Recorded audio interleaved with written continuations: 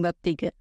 Di rumahku di Amsterdam, ayahku tidak biasanya terlihat pendiam dan sibuk, dan aku menunggu dengan gelisah kesempatan untuk bertanya padanya tentang Profesor Rossi. Mrs. Clay makan malam dengan kami setiap malam di ruang makan yang dindingnya berlapis panel kayu berwarna gelap. Melayani kami tapi bergabung dengan kami seperti anggota keluarga. Naluriku mengatakan ayah tak akan bercerita lebih lanjut di depannya.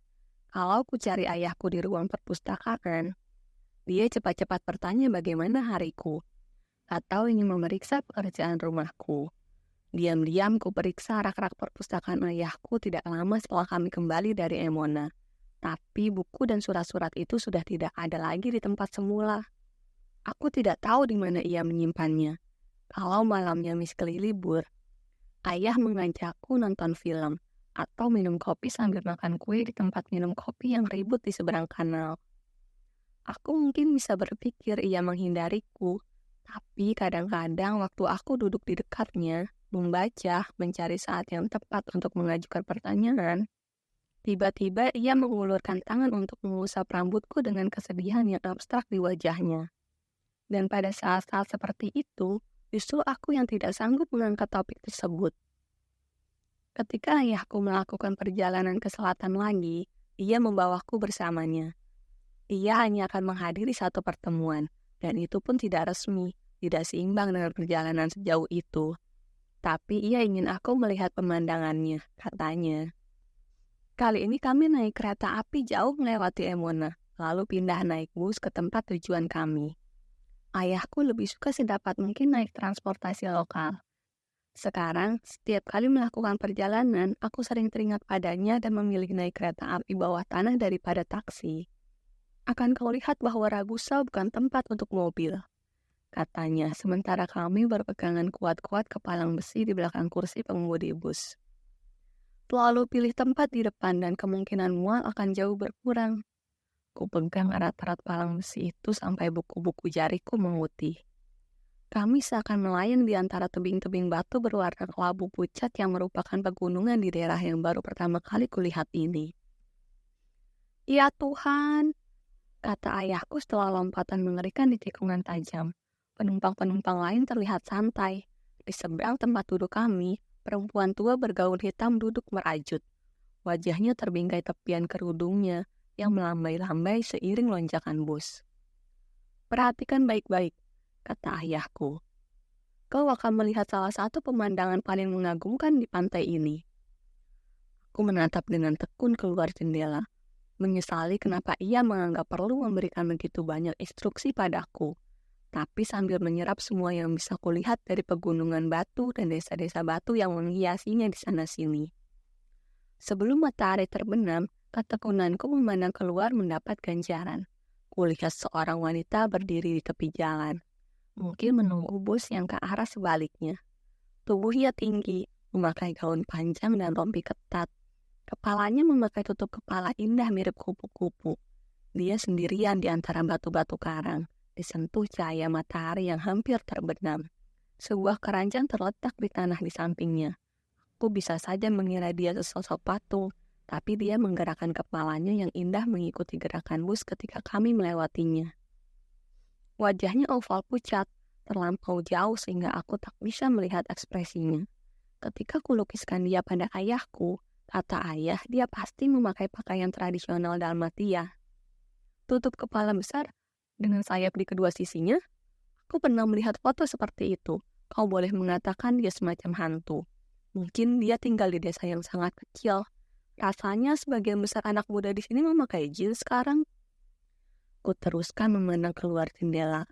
Tak ada lagi hantu yang kelihatan, tapi aku tidak melewatkan satupun pemandangan luar biasa yang kelihatan. Ragusa, jauh di bawah kami, kota berwarna gading, dengan laut yang disinari matahari memecah di tembok-temboknya. Atap-atap rumah lebih merah daripada langit sore di dalam dekapan tembok kotanya yang besar dan antik. Kota itu terletak di tanjung yang bundar dan besar. Temboknya tampak kokoh, tak tergoyahkan oleh angin topan dari laut maupun serbuan musuh, bagaikan raksasa yang berjalan di pantai Adriatik. Di pihak lain, dipandang dari ketinggian, kota itu mirip miniatur, seperti benda kecil yang diukir dengan tangan dan ditaruh di kaki pegunungan yang besar. Jalan utama Ragusa ketika kami sampai di sana 2 jam kemudian terbuat dari marmer, halus terpoles lolos sepatu selama berabad-abad dan memantulkan cahaya dari toko-toko dan istana-istana yang mengelilinginya, sehingga berkilau berseri-seri bagaikan permukaan kanal besar. Di ujung jalan dekat pelabuhan, aman di jantung tua kota itu, kami duduk terenyak di kursi kafe.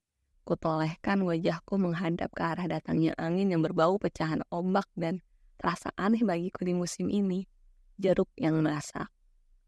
Laut dan langit hampir gelap. Kapal-kapal penangkap ikan menari-nari di permukaan air di ujung sana pelabuhan. Angin membawa padaku suara-suara laut, bau laut, dan perasaan ringan. Ya, inilah daerah selatan, kata ayahku dengan nada puas, menarik segelas whisky dan sepiring sarden di atas roti. Anggaplah kau punya kapal di sini dan malam yang cerah untuk berlayar. Kau bisa berlayar menggunakan bintang sebagai penunjuk arah langsung ke Venesia, atau pantai Albania, atau Laut Aegea. Berapa lama waktu untuk berlayar dari sini ke Venesia? Aku mengaduk teh dan ingin membawa uapnya ke laut. 1 minggu atau lebih, kurasa, dengan perahu abad pertengahan. Ia tersenyum padaku, santai sesaat. Marco Polo lahir di pantai ini, dan orang-orang Venesia sering menyerbu ke sini. Kita sekarang duduk di gerbang dunia, boleh dibilang begitu. Kapan terakhir kau ke sini? Aku baru mulai percaya akan kehidupan ayahku yang dulu, sebelum aku bersamanya. Aku sudah beberapa kali ke sini, 4 atau 5 kali. Yang pertama sudah lama sekali, waktu aku masih mahasiswa. Pembimbingku menyarankan aku mengunjungi Ragusa dari Italia, hanya untuk melihat pemandangan yang menarik ini. Sementara aku belajar, aku pernah bercerita padamu bahwa aku belajar Italia di Florence pada suatu musim panas. Maksudmu Profesor Rossi? Ya. Ayahku memandang tajam padaku, lalu ke gelas whisky-nya. Terjadi keheningan. Di sini suara auding kafe ditiup angin yang terasa hangat di penghujung musim gugur ini. Dari dalam bar dan restoran, sayup-sayup terdengar suara turis-turis, denting piring mangkuk, saksofon, dan piano. Dari kejauhan terdengar suara kapal terayun-ayun riak air di pelabuhan yang sudah gelap. Akhirnya ayahku berkata, aku menceritakan sedikit lagi tentang dia.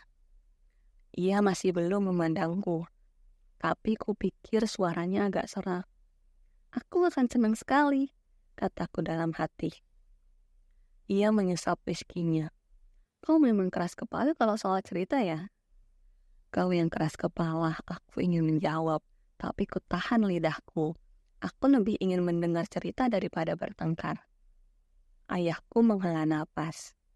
Baik, aku ceritakan lebih banyak lagi tentang dia besok, di siang hari, saat aku tidak terlalu lelah dan kita punya sedikit waktu untuk berjalan-jalan melihat tembok kota. Ia menunjuk dengan gelasnya ke benteng putih kelabu berkilauan di atas hotel. Itu saat yang lebih baik untuk mengisahkan cerita-cerita, terutama cerita itu. Pertengahan pagi esoknya, kami duduk 100 kaki di atas ombak yang memecah dan berbuih putih di kaki sang raksasa kota. Langit November terang benderang bagaikan di musim panas. Ayahku memasang kacamata hitamnya, melihat jam, melipat brosur tentang bangunan-bangunan beratap karatan di bawah. Menunggu sampai sekelompok turis Jerman melewati kami dan berada di luar jangkauan pendengaran. Aku memandang jauh ke laut, melewati pulau berhutan, ke kaki langit yang membiru. Dari arah itulah dulu datang kapal-kapal Venesia, membawa perang atau perdagangan. Bendera-bendera merah dan kuning keemasan mereka melambai-lambai di bawah kubah langit. Menunggu ayahku mulai bercerita, aku dilanda firasat yang jauh dari sifat akademis. Mungkin kapal-kapal yang kuhayalkan di kaki langit itu bukan sekedar bagian pawai berwarna-warni. Kenapa begitu sulit bagi ayahku untuk memulai ceritanya?